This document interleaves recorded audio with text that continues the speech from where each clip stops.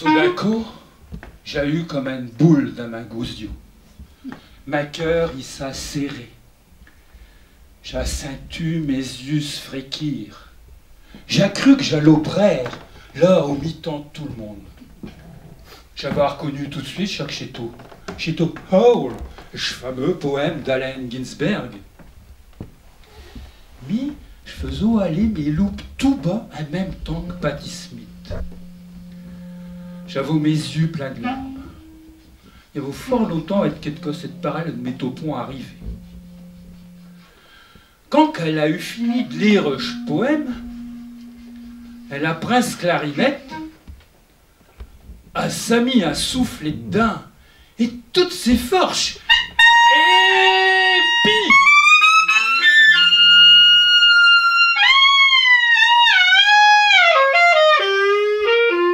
et les autres musiciens, ils avaient aussi monté le son.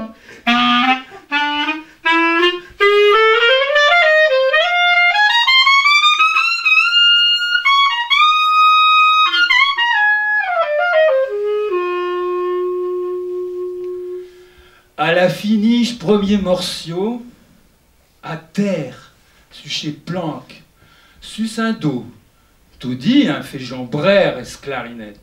Après ça, elle s'est relevée, elle a dit This poem was from Allen Ginsberg. Ce poème-là, il est tout d'Allen Ginsberg. Puis elle a continué son spectacle, elle a canté ses canchons, elle a redit d'autres poèmes.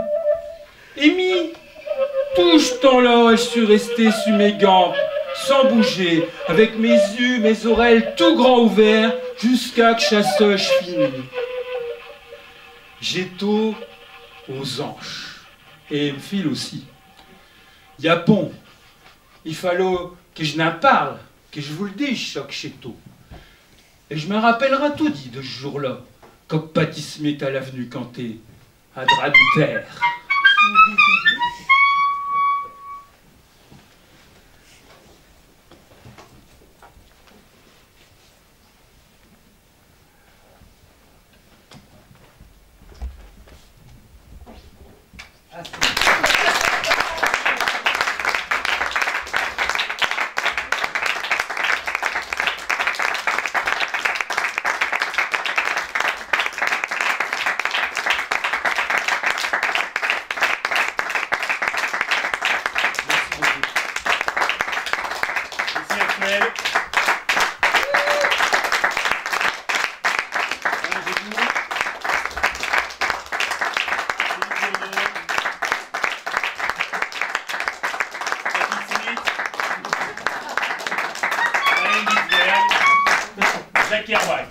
Et William Burroughs.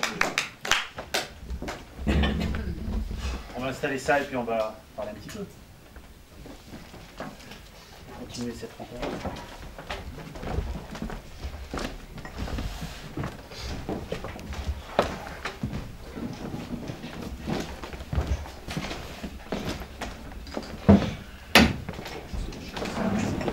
C'était une soirée, une rencontre complètement improvisée. Hein.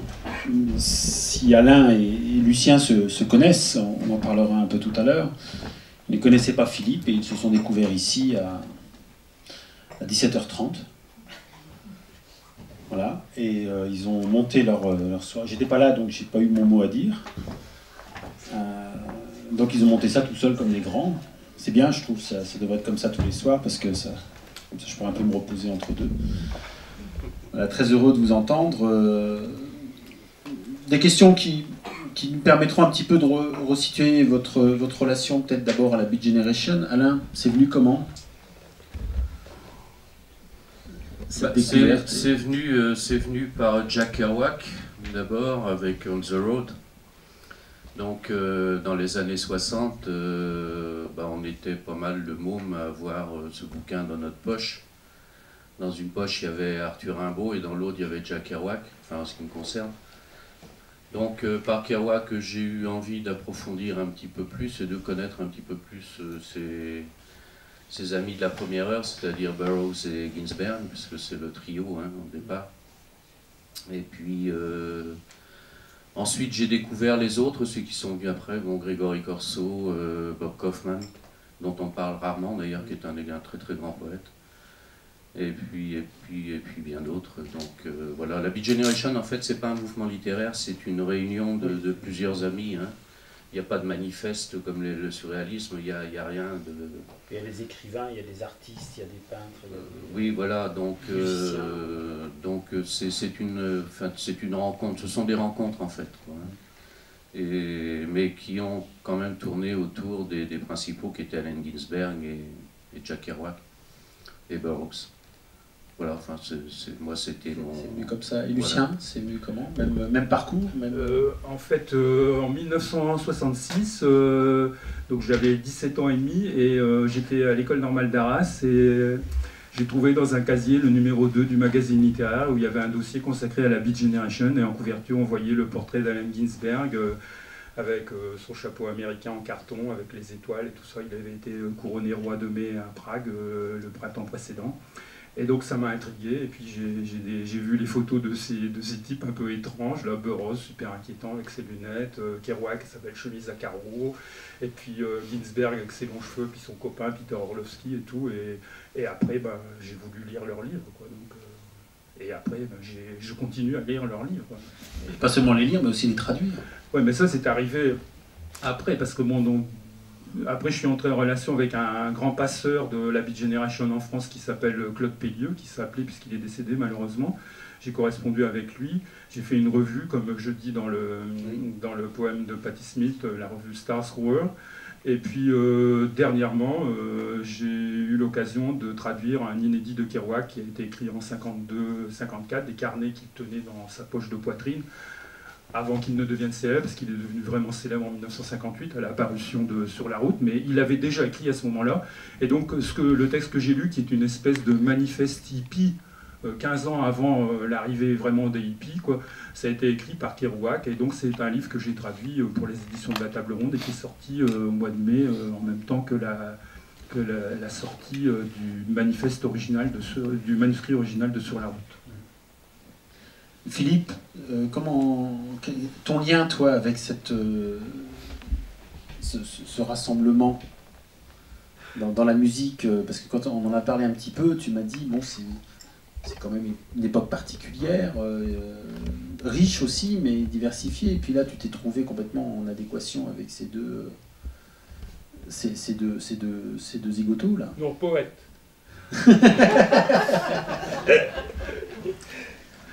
Pour moi, c'était d'abord une source d'inspiration pour un état d'esprit, quoi. Je sais que j'ai lu Sur la route, moi, et puis c'est quoi? Pour moi, c'est les années 50, donc c'est le bebop. Donc ça, quand on fait du jazz, il faut qu'on travaille ça. Enfin, ouais. C'est pas obligatoire, mais souvent on l'a fait. Mais je sais pas, ça m'évoquait aussi plus des trucs rock, comme peut-être Janis Joplin ou Jimi Hendrix ou des trucs comme ça, mais du coup c'était un peu mélangé. Les hippies ou pas des hippies, des trucs de Baba Cool. Bon, en fait, donc quand je suis venu là, je me suis dit c'est un truc, il y aura du jazz, et puis après je vais garder l'esprit, quoi. Si j'ai envie de faire des trucs populaires, je le ferai. C'était avant de rencontrer mes deux papis. Ouais, je dis ça à cause de votre livre. Après, on a discuté, et puis en parlant des textes et des ambiances, ouais, pour moi c'était plus simple, parce que j'avais juste à... Par exemple, de temps en temps, j'entends parler de Monk. Monk, j'ai bossé ça beaucoup, quoi. Donc je peux jouer un thème.